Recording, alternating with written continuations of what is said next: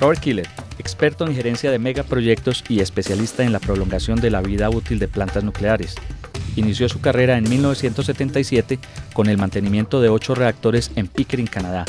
Dentro de su trayectoria se encuentra proyecto de almacenamiento en seco de combustible nuclear parcialmente usado, asesor del gobierno canadiense para Ucrania en la situación de Chernobyl, mantenimiento de más de 20 reactores nucleares en Canadá, director del proyecto de prolongación de la vida útil de los reactores 1 y 2 de la planta nuclear de Bruce Power con un costo aproximado de $2.5 billones, director del reentubado y reconstrucción de la planta de Point Lepreau en Canadá.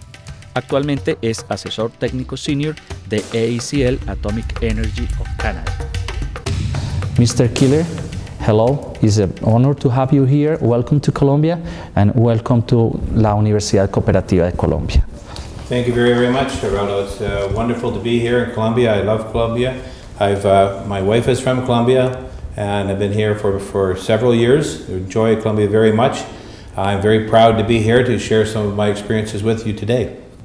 Señor Keeler, de los proyectos en los que usted ha participado, ¿cuál es el que mejor memorias le trae?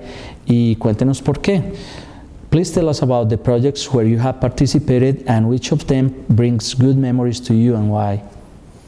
Okay, thank you. It's been a lot of different projects, and I think the one thing that always makes projects special are the people that are on those projects, and it's wonderful to build a large team of professionals. For many of the projects that I've been involved, starting with the Pickering retube, as well as going on to the huge mega project at Bruce, it was taking together a very diverse group of people, many with a lot of formal education, many young engineers, many older experienced people from many different cultures, and to use project management, breaking the project down into all the different facets and help train people such that they can play an active role in the project. And so I think the two projects that are most memorable are the retubing project at the Bruce generating station, Bruce Unit 1 and Unit 2. That was the first time that a reactor rebuild had been done using remote control technology. And as well as when we went to Point Lepreau, and Geraldo was involved in both those projects, so he knows it well. It's another culture there on the east coast of Canada, and again, taking that culture and training them to be nuclear workers, and made a wonderful team, a wonderful family. ¿Cómo maneja el estrés que proviene de la gestión de los proyectos, como por ejemplo gastar de manera adecuada miles de millones de pesos cada día por varios años en el desarrollo de un proyecto específico?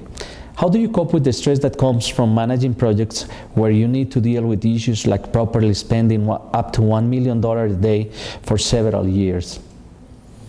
Wow, that's an interesting question. I think the most important thing is project management, and is to break the project down with a work breakdown structure.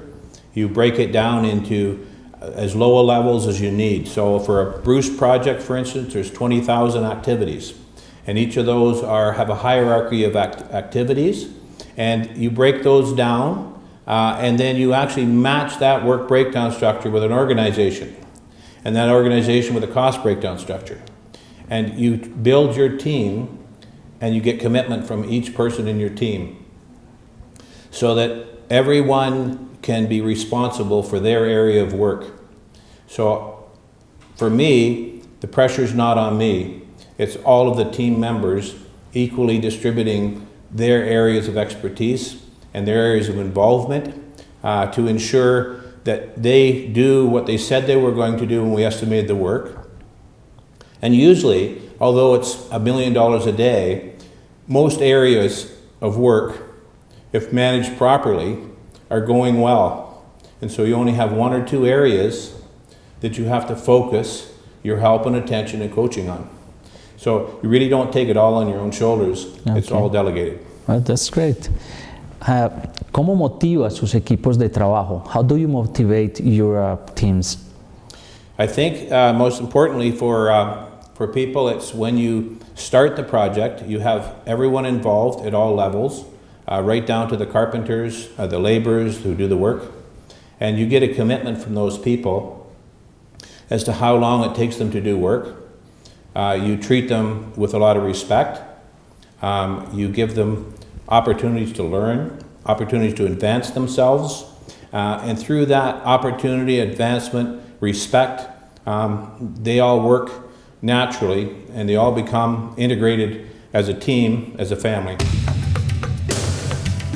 Como director de proyectos, ¿por qué es importante que los miembros del equipo de trabajo tengan certificados internacionales como el PMP? Why is it important to have formal training on a project management like PMPs? Well, I think formal training is something that's in the workplace now. It hasn't always been there. I was involved with setting up the project management system for Ontario Hydro, a very large utility in Canada, the largest in North America, in the 1990s. It's necessary to do things in a systematic way. And just like when you want to travel across the country, if you pick any road, you have no idea how long it'll take you to get there. So project management gives you a roadmap. It gives you knowledge and time in an organized structure. So if you take a very large, especially a first-of-a-kind nuclear project, you have to break it down, and you need the knowledge and the tools to do that. And so if you have, as an example, when you break that down to the different levels of activities, like the Bruce project, there's 20,000 activities, all interlinked and intertied, just like a network of fine roads. So the human mind has difficulty in managing that. So there's tools, there's software programs like Primavera, for instance, where you can actually put all those activities in and you can tie them together. And just like your GPS is in your vehicle, as you go along the road, sometimes you lose track of where you are. Things like Primavera, as an example, on your computer screen, you can see really where are you in those 20,000 activities, how are they tied together, which ones are late and which ones are early. And so you need that formal training to understand all those 14 stages of a project that gets you through right from the conceptual stages, right through design, implementation, construction, all the documentation, and the closeout. And all of those activities need to be tied in a way that gives you a clear path that's not only getting you the technical answers that you need, but it's doing it in a safe, organized manner that gives you the quality that you can document specifically in nuclear, such that your end product is exactly what you anticipated for your customer. Para hablar de seguridad, ¿cuáles son las estrategias de seguridad indispensables mínimas que usted considera para un proyecto? Which are the minimum requirements of safety when managing a project? Okay, now safety is an interesting thing as it changes, and there's many different cultures. And in the early stages of construction within a country, they start to believe that safety is expensive. It costs money to do things a safe way. If you use project management and use it correctly, you break all your activities down, and most likely what will happen, if you plan it the very best, most efficient way, it will also be the safe way. Okay. And so you should not really look at what's the minimum requirement. You should see what to maximize the requirement.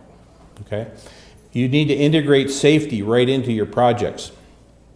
So if you take, for instance, when I come to Columbia and I look at a building being erected, I see very minimal scaffolding, like planks for people to stand on. Yeah. Very dangerous, very, very dangerous. Now, if you look at a more advanced building, which I noticed one downtown, which is going up, I think it's part of the new university, you're seeing how the safety is integrated right into the project. So by simply, let's say on a building, you can make your concrete floor, you can leave your rebar a little longer on the wall. That makes a barrier so no one can fall. And it's also most efficient when you want to erect your other wall. So those are the kind of things you really need to use forethought and planning, and you'll get success in efficiency, safety, and quality. Yo tengo entendido que usted tiene 14 millones de horas hombre trabajadas sin tener un accidente. Esto equivale a 700 hombres trabajando durante 10 años sin tener un accidente de trabajo.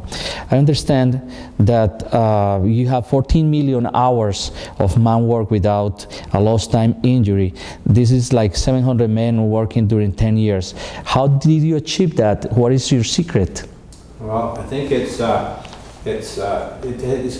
safety needs to be everyone's business. Everyone has to be very proud of the safety record. Everyone has to watch out for each other, most importantly. And no one should ever walk past a hazard and not mention it. I mean, what a terrible thing if someone saw something about to fall or something which could burn someone and didn't mention to their fellow worker, if you touch that, you'll be burnt, or if you go near that edge, you will fall. So it's getting everyone involved. And again, getting everyone involved, planning the work, planning the project. And you need your supervisors, yourself. We call in Canada, it's walking the talk. So you have to not be like a famous supervisor sitting in an office. Everyone needs to be in the workplace. ¿Qué recomendaciones nos haría para el manejo de proyectos multiculturales donde existan multilenguajes para que el proyecto sea armonioso y exitoso? What recommendations would you give us for the management of multicultural, multi-language projects in a successful way? Okay, I think it's, as I mentioned earlier, in planning projects, and specifically the one that we had in the Bruce nuclear plant, it was an area where there's not a lot of people living and not necessarily a lot of people that have the special skills that you need to do a nuclear project of that magnitude. So we needed to attract people from other areas of Ontario and of Canada, and we went out to different universities and colleges to try to meet people who were interested in coming to that area and learning about nuclear. And through that, in Toronto area and Ontario in general are very multicultural. There's a lot of people there, a lot of diversity in age and in culture and religion. And each of those bring different levels of education, different levels of thought process. And if you can get a cohesive team with all of that thought, all of that innovation in one unit, then you'll have a very, very powerful team. Cuéntenos, por favor, qué sabe usted de Colombia y qué opina del nivel profesional y la cultura de gerencia de proyectos en Colombia. What is your opinion about Colombia's professional level on project management and the project management culture? I'm not fully knowledgeable in Colombia and their project management. I know from many that I've met from Colombia in Canada, they have a lot of knowledge and skills in computer-based programs. I'm seeing a lot of advancement here in Colombia since I started coming here about 16 years ago in some of the structures, the new large bridge that's in town in Medellin right now. But there's many other areas where I see buildings being built, and it's quite easy to see that the proper steps, the organized steps of how things should fit together are not always there. If you go through project management, you have your whole team lay out the most efficient way to do that work. And so when you see something that's project managed, you'll see that all your engineering work will be done. Then all your permits will be completed. And then all your foundations will be completed. And you'll go through as in a building, and everything's very systematically. And because you're doing a lot of one activity at the same time, you can use it for productivity.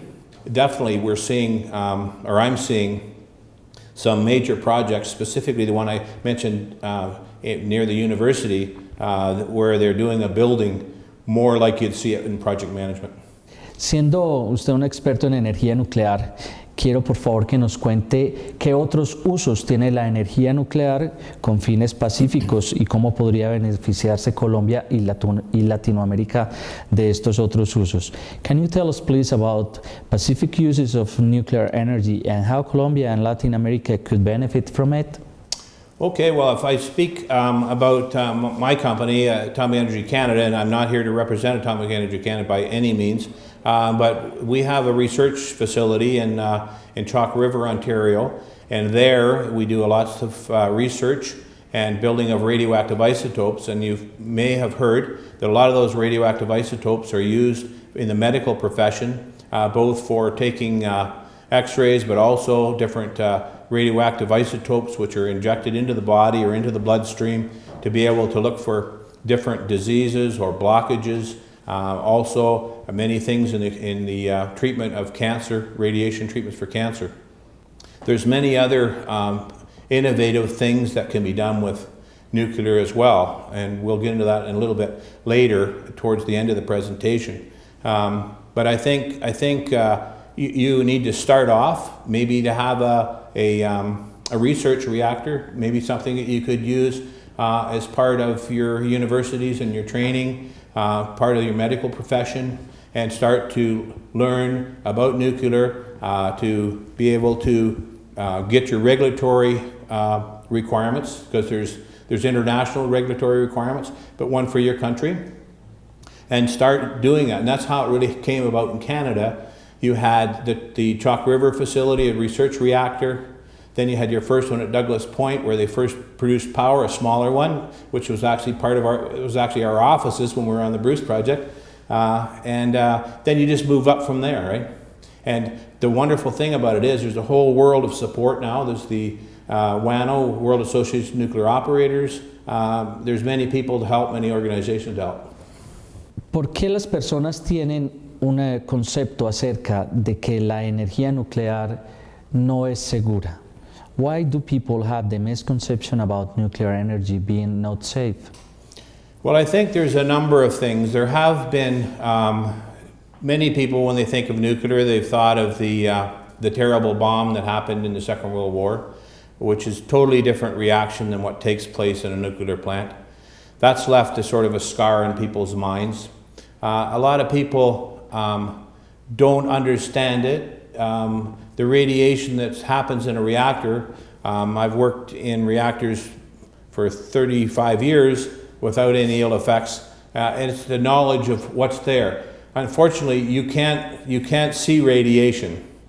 You can see machine gun bullets, so if you're standing behind a thick wall, you wouldn't worry about the machine gun bullets, but with radiation, you can't see them, so people are afraid of things they don't know or can't see. So that's one thing. There have been also some recent accidents which were basically some operator error and some design errors, like in Chernobyl, where I went to Ukraine, which was previously in Russia, and those things have really scarred the industry. There's been so many improvements made through those accidents, and the big thing are all the lessons learned. Again, we had a recent one in Fukushima, which again, there's been a huge team of researchers go there and make sure that all the plants are safe. Now, the Canadian reactors are very safe. Again, they're harnessed with regular uranium, which is natural uranium-235, which is basically safe to handle when the fuel bundles are new. You left just before it was completed at Point Lepreau, but in actual fact, that whole reactor was loaded with workers, no ill effects from radiation, and then it's very easy to control. And so some types of reactors are naturally on, and you have to try to control them to turn them off. The Canadian method of reactors are naturally off, and you have to work very hard at it to keep them on. So if something happens, everything is fail-safe. Everything just auto shuts down. So it's a lot to do with the design, a lot to do with knowledge, it's a lot to do with the training of the people. But if harnessed properly, it's very, very safe. and it's mostly perception, because you'll see people will drive their children along the highway next to a large gasoline truck, which could blow up many, many people, but they're used to it, so they don't think of it as danger. In nuclear, there's many, many safeguards, and it just needs education. Okay, so education is the key. Yeah. ¿Se puede utilizar energía nuclear en el tratamiento de aguas para consumo y de aguas residuales? Can you use nuclear power on drinking and sewage treatment waters?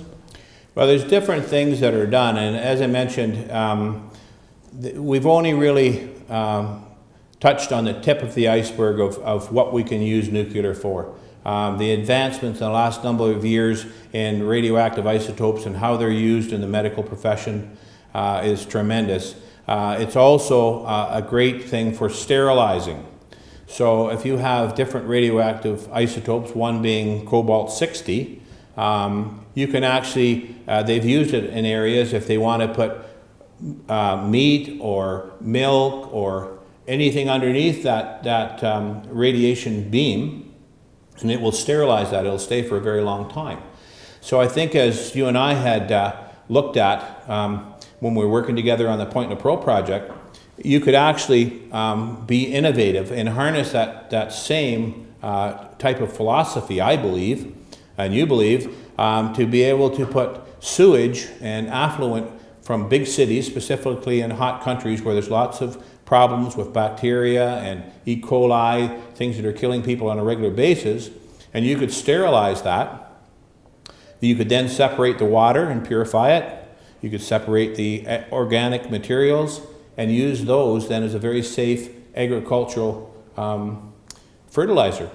And really you would be, taking something that some people are afraid of, being nuclear, and actually have a huge positive impact on the ecology of the country and of the health of that country.